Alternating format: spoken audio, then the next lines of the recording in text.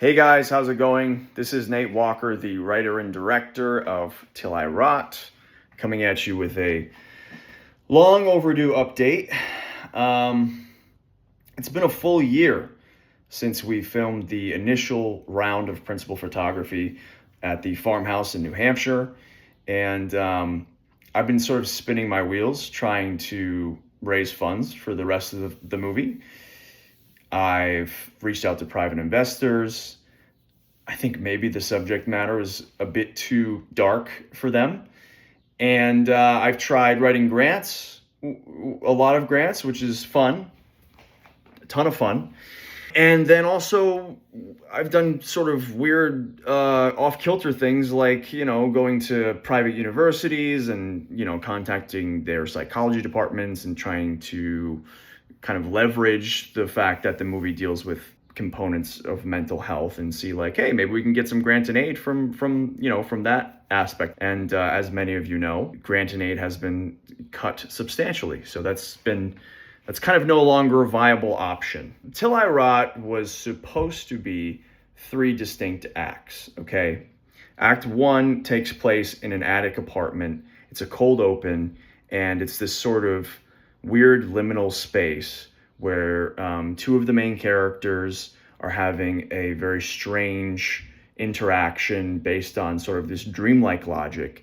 There's talk of ghosts and like allusions to the past. There's like almost a semi-possession scene. It's a little out there, but it's maybe one of the strongest parts of the movie, and it's definitely packs a punch. So then, we're transported into the second act, which is this black void that only serves as like a catalyst into the third and final act, the farmhouse. Back last year in May, we filmed everything we could at the farmhouse. We got probably 95% of what we needed for that third act. We were fighting the weather the entire time. It rained constantly, and we only had 3 days to bang everything out. We had a pretty intense and involved like one take with some stunts, peppered here and there.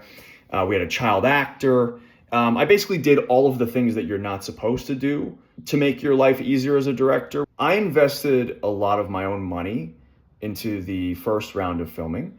And then we were able to raise, I think, $8,000 from donors on Seed and Spark. Going forward, I want to deliver something for you guys, okay? I have been agonizing over this every single day. I wake up, it's like one of the first things I think of is the fact that people gave money, and I'm just sitting on this like weird amorphous thing that's like kind of floating in the ether, and it makes me very uncomfortable. I know that my actors have been asking me a lot, like what's going on, some of the crew as well. I even have one of the actors who hasn't cut their hair since last year. And thank you for your sacrifice and your commitment and dedication. So here's the deal. I'm going to have to fund the rest of the movie by myself. I cannot afford to solely fund the first and second act of the film. So what I'm going to do is we're going to go back to the farmhouse in New Hampshire. It's looking like in July. That's when everyone's going to be available.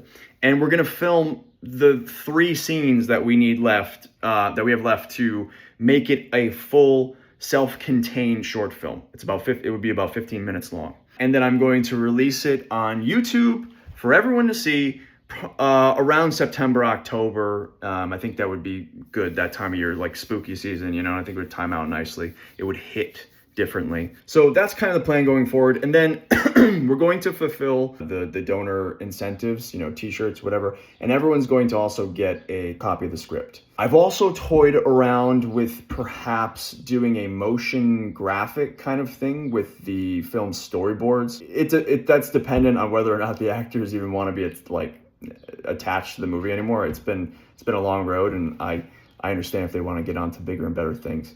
I myself am writing other scripts, and I kind of want to close out this chapter. I just want to thank you guys so much for following the progress as we go. And we're going to get you something. We're going to deliver something that's worthwhile. May not be my initial intended vision, but it's going to be a fully fledged story that stands on its own 2 legs. So thank you guys once again, and I look forward to releasing Till I Rot.